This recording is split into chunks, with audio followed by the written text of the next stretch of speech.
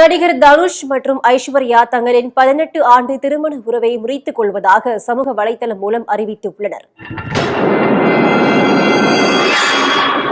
இது தொடர்பாக தங்களின் தனிப்பட்ட உரிமைக்கு இடமளிக்குமாறும் அவர் வேண்டுகோள் விடுத்துள்ளார்.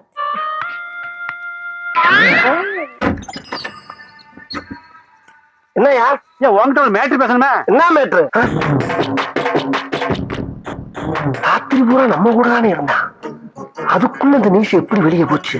ஐஸ்வர்யாவை பற்றி சில தகவல்கள் வெளியே கசிந்தன. அவருடன் ஒரு இளம் நடிகருக்கும் அவருக்கும் நெருங்கிய தொடர்பு இருக்குதாகவும் எல்லாம் பழைய குப்பை, அதை வேண்டாம்.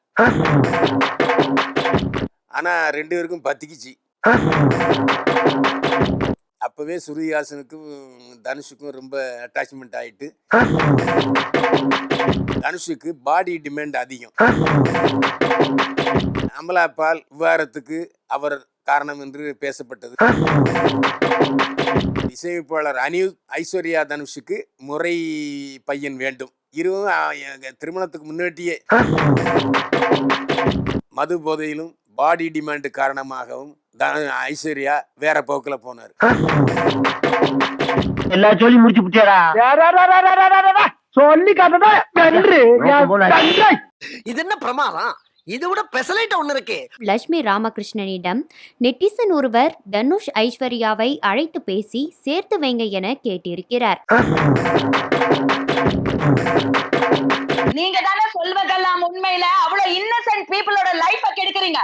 இன்னசென்ட் பீப்புள் டிராமா அழுகுறவங்க கிட்ட போய் பேசுறதுக்கு உங்களால முடியும், என்கிட்ட பேசுறதுக்கு உனக்கு தைரியம் இல்லையே. 10 மணிக்கு நைட் உனக்கு என்ன நொற்ற வேலைன்னு கேக்குறேன். இதுல புருஷன் இல்லையா? உனக்கு குடும்பம் இல்லையா? எதுக்கு வந்த நீ? உன்கிட்ட பேசுறதுக்கு ஒரு எண்ணம் கிடையாது. நீ யாரு? இத விட கேவலமா பேச எனக்கு தெரியும். உனக்கு மட்டும் கெட்ட வார்த்தை தெரியுமா? நான் பேசவா? ஆனா எனக்கு பர்சனலாவே தெரியும். ஏன்னா இங்க இருந்து போர்வை போத்தாத. நீ ரொம்ப பத்தினி, ஒருத்தனுக்கு ஒருத்தில உன் கதையெல்லாம் சொன்னா வண்டவாளம் ஏறிடும். போடி.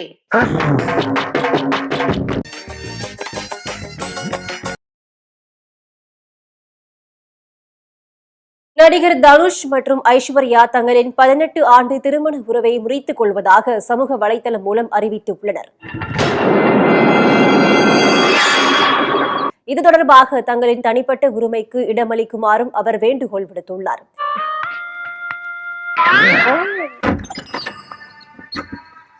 என்னையா உங்ககிட்ட ஒரு மேட்ரு பேசணுமே. என்ன மேட்ரு?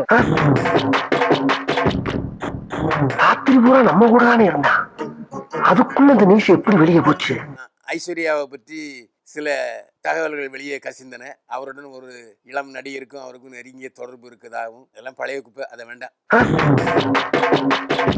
ஆனா 2 பேருக்கும் பத்திக்குச்சு.